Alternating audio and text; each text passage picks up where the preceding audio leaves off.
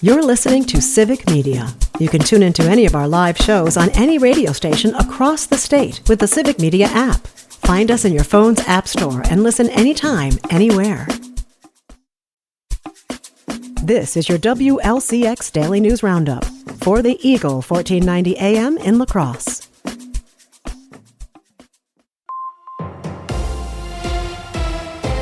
For 1490 WLCX, I'm Jimmy Kuska. Thursday's La Crosse Common Council meeting will have several agenda items, starting with action on multiple property developments that seek to add housing units and commercial space to the city. Other council agenda items include modifying the La Crosse Regional Airport's operating budget to handle a pair of capital projects, funding to repair the roof of the La Crosse Center, setting aside legal funds for the Town of Campbell's incorporation petition, and approving a plat for a subdivision south of the highway's 143561 roundabout. The latest community to add a wheel tax is Onalaska. The Common Council approved a 3-year wheel tax for $25 each year per vehicle kept in the city. The measure passed with a 4-2 vote, and the funds from the wheel tax are tapped for traffic infrastructure. Onalaska city officials said that they are facing a $300,000 shortfall and considered closing facilities such as the Aquatic Center or library or adding a different tax to cover it. The wheel tax will begin on November 1st of this year and run through October 31st, 2028. Officials in 2 counties are investigating after 2 people were found dead in Dane County and a third person died after a standoff with law enforcement in Vernon County Tuesday afternoon. A man was sought by the Dane County Sheriff's Office after a man and woman were found dead at a home in the town of Middleton. The suspect fled west on Highway 14 and was later found south of Viroqua, where he took his own life after a standoff, according to Vernon County Sheriff Roy Torgerson. Highway 14 was closed in Vernon County for over 3 hours. For the 3rd straight year, the Universities of Wisconsin system is looking to increase tuition rates for its 4-year campuses. UW schools will raise tuition by 5%, except for Green Bay going up by 4% and River Falls adding 5.8%. The announcement comes after the state's biennial budget provided $256 million in additional funding to UW. After a 10-year freeze on tuition increases, the UW system raised tuition by 5% in 2023 and 3.75% in 2024. The Board of Regents will vote on the tuition increases on Thursday. While the UW system is considering increasing tuition by 5% at all of its campuses this week, a school in Iowa is taking a different approach to attracting undergraduates. The University of Northern Iowa, which is located about 2.5 hours southwest of La Crosse, is offering its in-state tuition rate to any incoming students from Iowa's bordering states, including Wisconsin. The undergraduate tuition rate for this fall at UNI is $10,201, which is $159 cheaper than the proposed increased tuition rate for UW La Crosse this fall. Federal courts will pursue charges against a Milwaukee County judge accused of helping a man avoid immigration officials. With more, here's Civic Media's Charlie Pittman. A federal magistrate judge is recommending that criminal charges against Milwaukee County Judge Hannah Dugan move forward. Dugan's accused of helping an undocumented immigrant avoid ICE agents. She faces 2 federal charges: knowingly concealing a person wanted on a federal arrest and obstructing a Department of Homeland Security removal proceeding. Dugan says she's not guilty. She says she was acting in a role as a judge and has immunity for her actions as a judge, saying that the prosecution violates separation of powers. But in a recommendation yesterday, Magistrate Judge Nancy Joseph wrote that a judge's official duties don't shield them from criminal law and denied a motion to dismiss charges against Dugan. The case heads back to U.S. District Judge Lynn Edelman. A scheduling hearing for Dugan, who has pleaded not guilty, is set for Wednesday.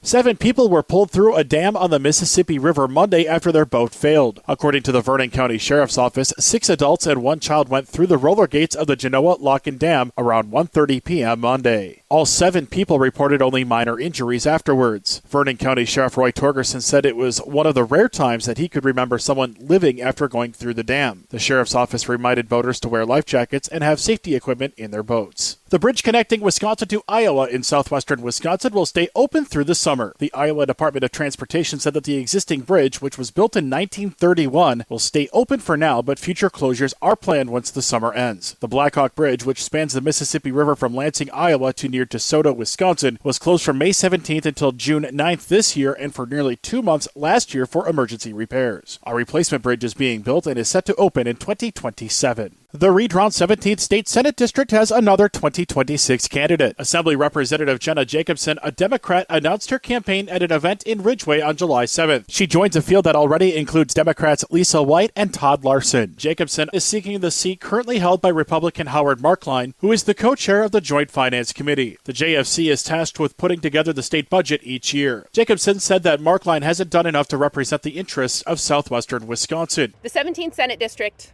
our district, has time and again been forced into referenda to fund our schools because Howard Markline has chosen power over people. He's chosen ideology over voting for the needs of the district. That is irresponsible governing. Jacobson said she's running in part because she doesn't believe that the state budget does enough for public education and rural communities. Schools, not just around our district, but around our state, are struggling.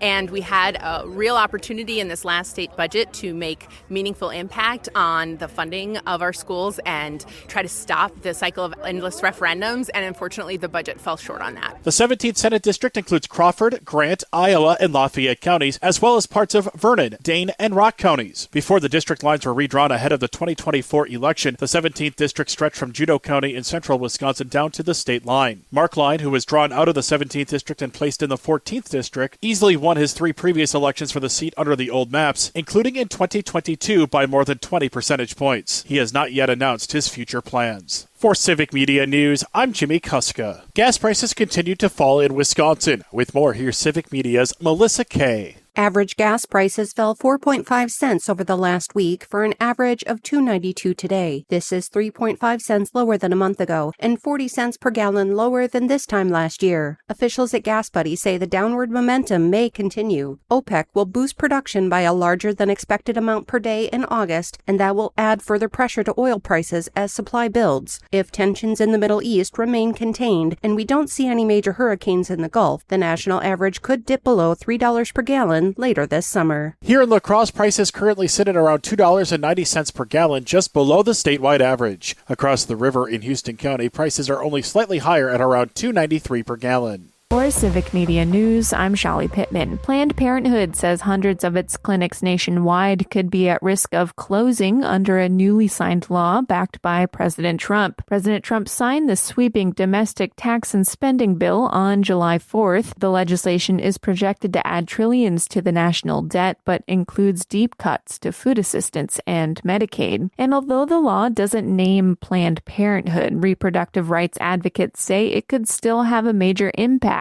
by blocking Medicaid reimbursements to any nonprofit health provider that offers abortion services. The congressional bill that would defund Planned Parenthood would make Planned Parenthood essentially a prohibited entity, meaning it could not seek reimbursement from Medicaid for services like contraception care, gender-affirming care, STI treatment, testing, cancer screening, and the list goes on and on. Michelle Velasquez, Chief Strategy Officer at Planned Parenthood Wisconsin, speaking last week following a state Supreme Court ruling that found a 19th century abortion ban no longer applies in Wisconsin. Medicaid funding for abortion services has long been limited under the Hyde Amendment, but this new law, if interpreted as advocates fear, would go further, barring Medicaid payments to clinics that offer abortions, even if a patient is seeking unrelated care. So the estimate nationally from the Planned Parenthood Federation is that about 200 Planned Parenthood health centers across the country would likely close. Nationally, Planned Parenthood served 2 million patients last year. Just 4% of its services were abortion-related. Most were for STI testing and treatment, contraception, and other reproductive health care. In Wisconsin, 54% of its revenue came from Medicaid, according to its 2022-2023 annual report. Planned Parenthood operates 21 clinics across Wisconsin. Only 3 provide abortion services. We'll have a break from the rain for a couple of days before showers and storms return at the end of the week. Today will be sunny with highs in the low to mid-80s across the Coulee region. Wednesday will be sunny and warm with highs in the mid-80s around La Crosse. Thursday night into Friday, chances of rain showers and storms increase, with the potential for an inch or 2 of rain on Friday. Then we'll see a gradual warm-up into early next week where highs will be around 90 degrees. We'll have more details in our Civic Media forecast.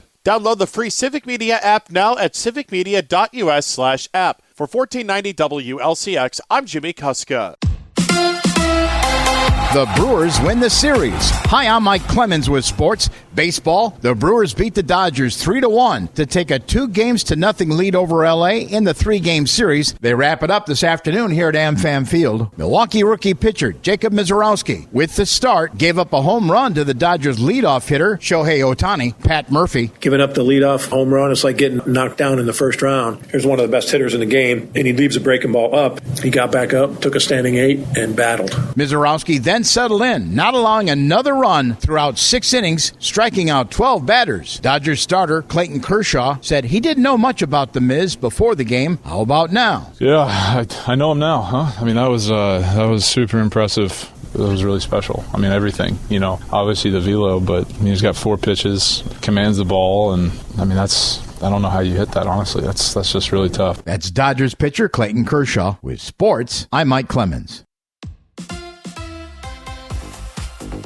On your entertainment beat, I'm Pete Schwaba. It's kind of annoying that the Jurassic Park franchise movies have been pretty mediocre. Having said that, it's hard to mess up a franchise where you have access to dinosaurs. Jurassic World Rebirth followed suit with most of the other films and received mediocre reviews. I thought about 2/3 of it was good. When dinosaurs are terrorizing, it's great fun, and there are a couple of moments that will make you jump from your seat. Not a full-blown Pete pick, but it's worth a look. Well, if you missed the first 2 installments of the Thomas Crown Affair in 1968 and 1999, you'll have another chance, as there is yet another remake of the film. Michael B. Jordan is set to star and direct the latest reboot. According to TheWrap.com, joining him in the cast will be Lily Gladstone and Kenneth Branagh. Branagh has received multiple Oscar nominations for acting and has won one for screenwriting for Belfast. The Thomas Crown Affair is expected to be released in 2027. Despite mediocre reviews, dinosaurs prevailed as box office champions over the 4th of July weekend.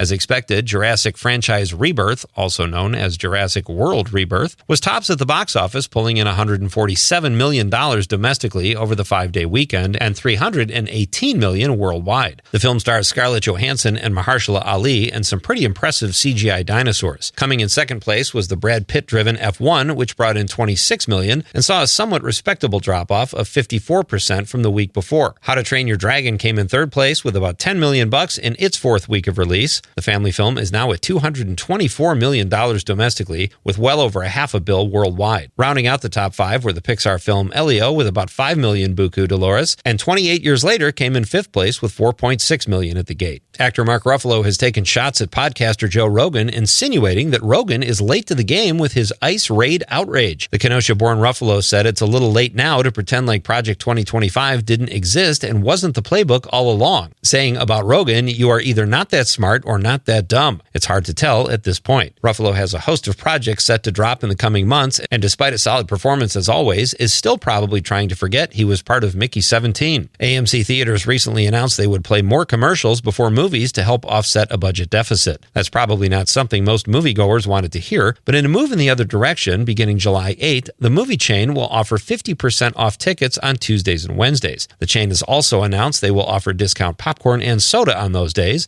This will allow the movie-going public to save a few bucks while still trying to add a few extra pounds. For more showbiz fun, tune into Nightlight with me, Pete Schwaba, weeknights from 6 to 8 p.m. on the Civic Media Radio Network.